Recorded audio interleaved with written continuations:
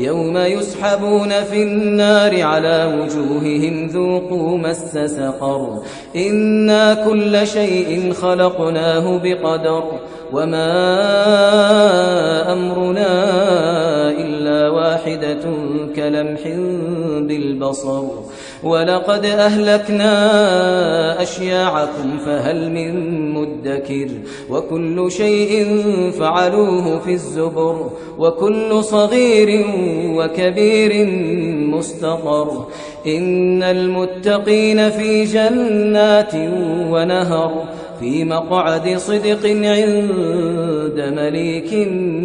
مقتدر.